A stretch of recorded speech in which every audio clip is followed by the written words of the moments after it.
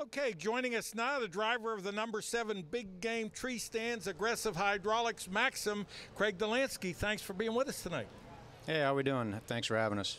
No stranger to victory lane here. You won the Gummot race, the initial Gummot Series race.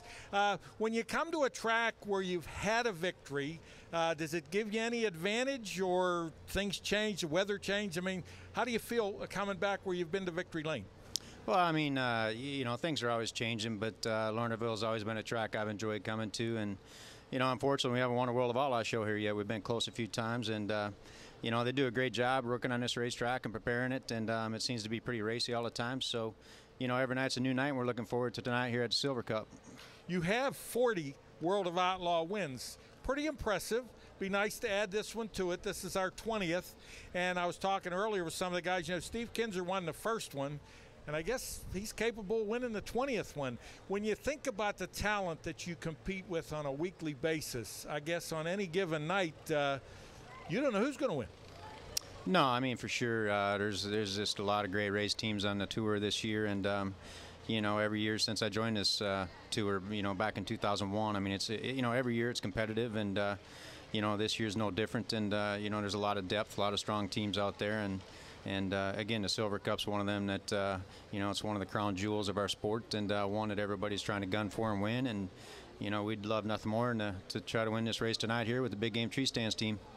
You're from Elk River, Minnesota, and I don't know what the racing's like up there. It's probably cold a lot, but how did you get started? I mean, you know, I used to go racing with my dad. He raced around the Midwest, and you know, as a kid I would go, and you know, he'd race in Minnesota, North Dakota, Wisconsin, Iowa, and some into Canada. So, you know, really that's kind of how I got my start into the sport, and you know, every weekend really couldn't wait to go racing with him, and now it's carried over, and it's gone to where I'm at now. Now, your wife, Julie, you have 3 children. How involved are they, if at all?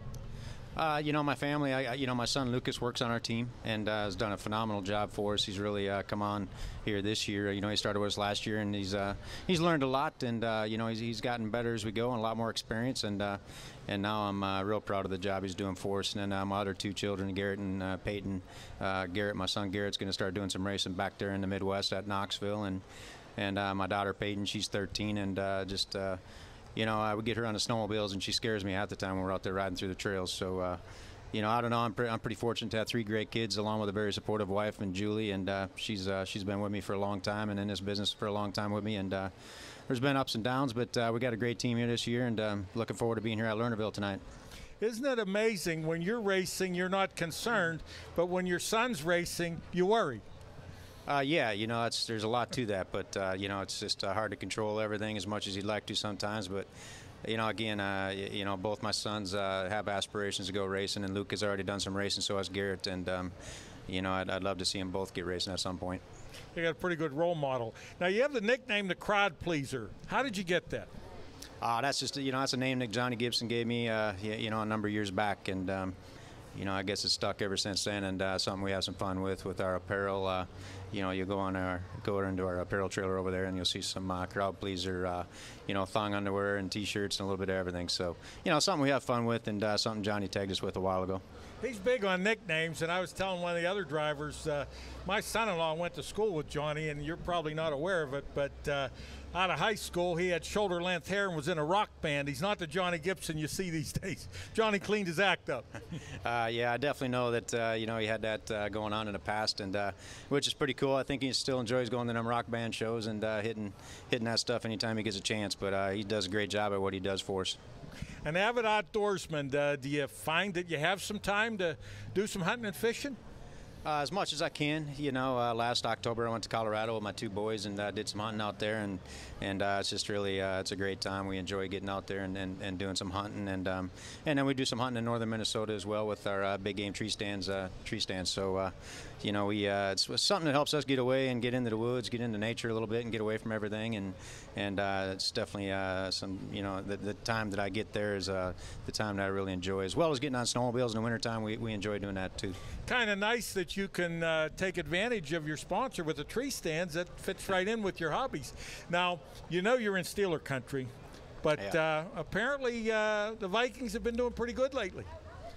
I don't know about that, but you know, obviously you guys got a great Steelers team out here, and I know the Minnesota Vikings, they keep trying hard and working hard at it, but yeah, you know, who knows what kind of team they'll have this year, and hopefully they get things sorted out there in their labor talks or whatever they got going on there, and we'll have some football going on here soon. They got to get that figured out. I don't think the stick and ball guys aren't as smart as the racers. I think you guys got it figured out. Who else do we need to thank? Some of your other sponsors, your crew guys? Well, I mean, you know, just in racing, I mean, it's such an effort by a lot of different people, and you know, for us, I mean, Big Game Tree Stands is, you know, obviously our biggest supporter, and Todd Quiring's, you know, great for our race team. Great, you know, he's been a great supporter ever since we got together at the beginning of last year, and you know, I enjoy racing with him and continue building this race team. And then we have Caravan Trailers, Aggressive Hydraulics, you know, a couple other great supporters of our team and sponsorship. You know, outside of that, we have, you know, manufacturers that help us go out there and do our job, from Maxim Race Cars to Morrison Engines to Integra Shocks. So, you know, anytime we win or have success, I always say it's a team effort, and you know, and then our fans. I mean, the support that we get from our fans, and just the new fans that we get to meet in different parts of the country, and you know, we enjoy that aspect of it too. So, you know, without all of that and my crew, DJ and Troy and Luke, and the great job them guys do, none of this would be happening.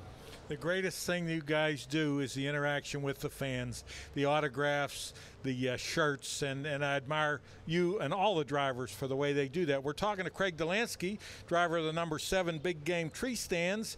Want to thank you for being with us. You have already been to Victory Lane with the Gummout race, and hopefully today will be another one. Thanks for being with us. I appreciate it very much. Thanks for having me.